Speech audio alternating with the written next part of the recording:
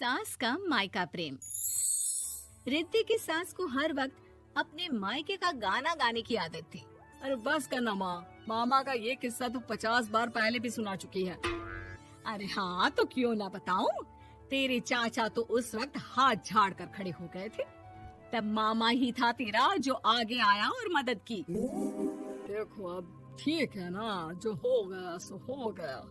क्यों एक बात को हमेशा गाती रहती हो। अब तो बहू घर आ गई है, उसे तो सबको मान कर चलना है ना कि सिर्फ सास का मायका ही समझेगी वो। तभी वहाँ रिद्धि आ जाती है। माँ, आज मैं घर जा सकती हूँ? माँ को मेरी बहुत याद आ रही है। शादी के बाद एक बार भी नहीं गई। हाँ तो कौन जाता है। अरे मेरी शादी के बाद जब मैं विदाई होकर आई, इतना बड़ा ससुराल मेरा, खाने वाले 10 लोग और बनाने वाली मैं सिर्फ एक। ऐसा लग रहा था जैसे सिर्फ खाना बनाने के लिए ही ब्याह किया है।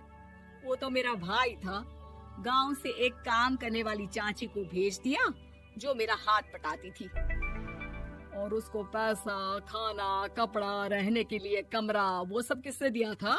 तुम्हारे भाई ने। ये मामला रोज का था। ससुर भी जब गुस्सा होते तो वो सारी बात कह देते जो उनके मन में इतने समय से चल रही थी। मेरा भाई, भाभी, भतीजा, भतीजी सब छुड़वा दिया। मैंने जीवन भर सिर्फ तुम्हारे परिवार वालों से निभाया, लेकिन अब भी चैन नहीं है तुमको।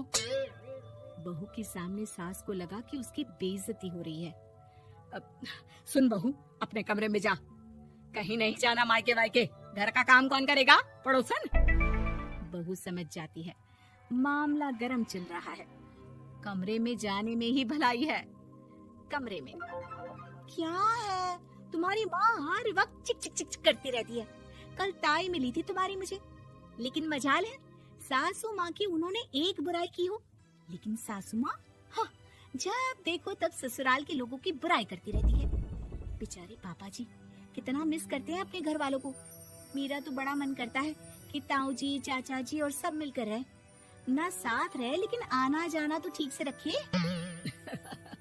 हिंदुस्तान और पाकिस्तान एक हो सकता है, लेकिन चाचा और ताऊ के परिवार के साथ हम लोगों का मिलन ना जी ना कभी नहीं हो सकता। ये बात है। देखिए, मेरे साथ ना ज्यादा चैलेंज मत करिएगा। ऐसा कोई काम नहीं है जो मैं नहीं कर सकती। ससुर जी जो कि बहू की बात सुन रहे थे, सामने आ जाते हैं। अरे बेटा, तू ये कर सकती है तो प्लीज मेरा परिवार किसी तरह मुझसे मिलवा दे। सारी जवानी तो मैंने किसी तरह काट ली, लेकिन जीवन के इस पड़ाव पर बहुत याद आती है मेरे परिवार की। हाँ हाँ पिताजी, आप चिंता मत करिए, बस मेरा साथ देते रहिए आप दोनों। फिर देखिए कैसे माँ जी भी ठीक हो जाएंगी और पूरा परिवार भी एक हो जाएगा। थोड़ी देर बाद बहू सामान लेकर घर से निकल रही होती है कि मना किया था ना तुझे मायके जाने के लिए, फिर क्यों जा रही है? बहू कुछ कहती इससे पहले ही बेटा बोलने लगता है। क्या है माँ, वो घर जा रही है।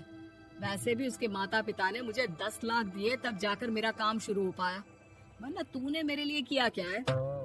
अरे वाह बेटा, बचपन से पढ़ाया लिखाया, तेरे दुख दर्द में जगी, और आज वो लोग तुझे सही लग रहे हैं।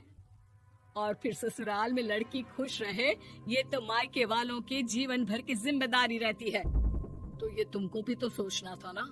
ताऊ जी ने पापा को पढ़ाया लिखाया, जब तुम नहीं आई थी तो पापा के लिए ताई जी ने पापा की माँ की तरह देखभाल की। अब बोलिए। अरे तू कुछ नहीं जानता बेटा, तेरे पापा को सब पता है, तभी वो उन लोगों से वास्ता नहीं रखते।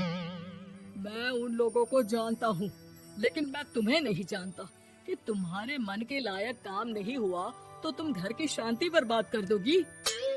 सास जोर जोर से चिल्लाने लगती है। तभी वहाँ सास का भाई आ जाता है। अरे क्यों आप लोग मेरी बहन को परेशान करते रहते हैं? पहले ये जीजा कम थे, जब बहू भी आ गई। बहन, मैंने तो 30 साल पहले ही बोला था, अपना हिस्सा ले और छोड़ इन लोगों को, चल अपने साथ। बहू समझ जाती है कि मामा ससुर की नजर किस पर है। देखा, तुम लोग मुझे अकेला मत समझना, मेरा भाई खड़ा है आज भी मेरे लिए। बहू मायके जाती है और आते वक्त साथ में एक नौकरानी ले आती है। अरे बहू, कुछ खाने को दे दे। अरे आंटी, क्यों भाभी को परेशान करती रहती हो? उनके भाई ने मुझे जिम्मेदारी दी है। किसी भी चीज की परेशानी नहीं होनी चाहिए भाभी को। जो चाहिए मुझे बोलने का।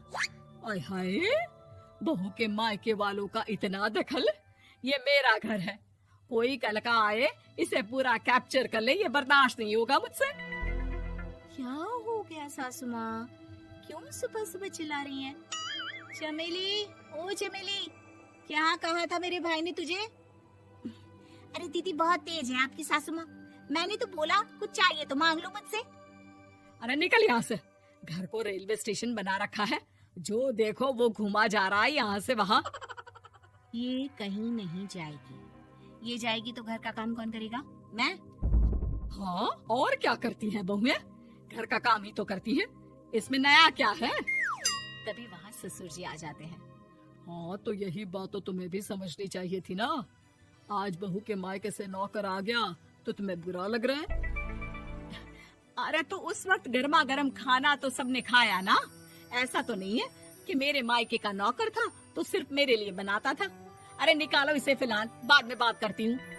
सास का गुस्सा जोर से नौकरानी पर फूटता है।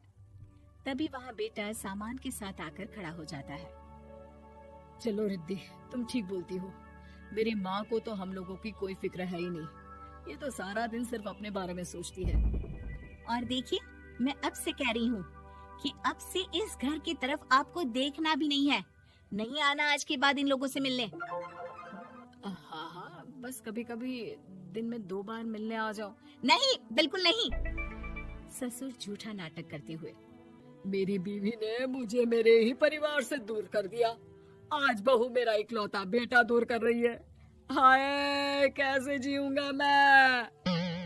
वाह, वो भाई जो आपको बेटे की तरह मानता था, उन्हें छोड़ने में तो दुख नहीं हुआ। आज खुद का बेटा छोड़कर जा रहा है तो कैसे जीऊंगा? बड़े आए। अब सास समझ चुकी थी कि उससे गलती क्या हुई है।